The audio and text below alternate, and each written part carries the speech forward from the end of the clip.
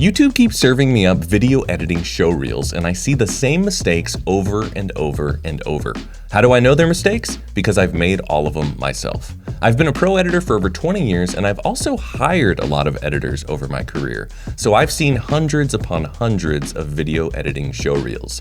Today I'm going to share the 5 mistakes that annoy me most and what to do instead. Stick around for tip 5, as it may be the most important of all.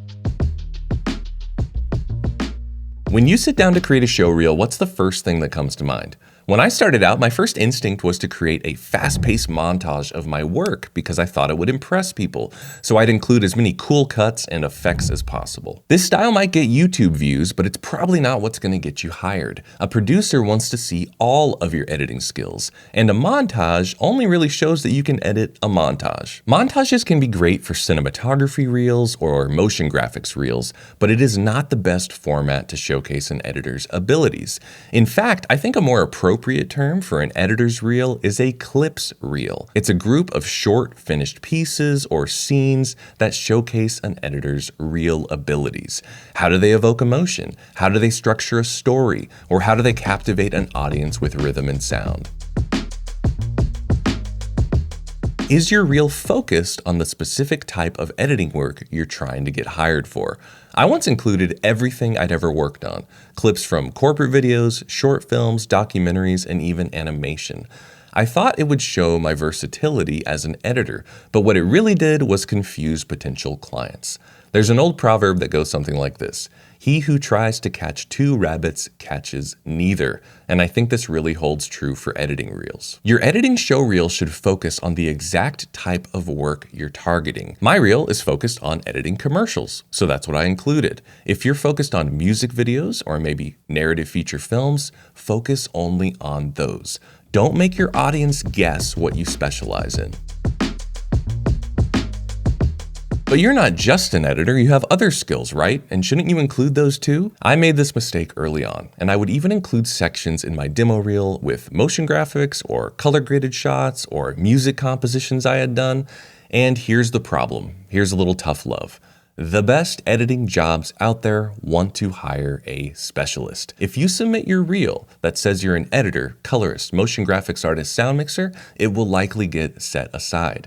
Because these producers with the best editing jobs have a pile of demo reels for each category. Colorists who specialize in color submit their color reels. Motion graphics artists who specialize in that submit their motion graphics reels. And editors who specialize in editing submit their editing reels. And the producer's intention is to hire the best of each category and create a team. Now, there is one caveat to this. You very well could have multiple skills, which I am not saying is a problem. But pick your very best skills and make a separate reel for that. My main skill besides editing is sound design. So if I'm looking to get a sound design job, I will create a sound design reel so mine doesn't get looked over as an editor/sound designer. In short, only showcase the skill you want to be hired for. If you're trying to get an editing job, don't muddy the waters with other skills. And what's the worst that could happen? They might see your editing reel, hire you, and then ask you if you can also provide color and graphics. Maybe you say yes, that's great. But for first impressions, keep it targeted and clear. You'll thank me later. I have a question for you. About how long on average do you watch a YouTube video before you decide to click off of it or keep going? I'll be honest, the attention span of the people hiring editors probably have about the same attention span of the people watching YouTube videos. They might only watch the first 30 seconds of your reel, even if it's 5 minutes long. That means you have to start right out of the gate with your very best stuff. Assume they're only going to watch 30 seconds, so you want to start with something unforgettable that'll hook them in to watch more, or that'll make it an easy decision to hire you after only watching a few seconds of your reel. Take a moment to ponder this question.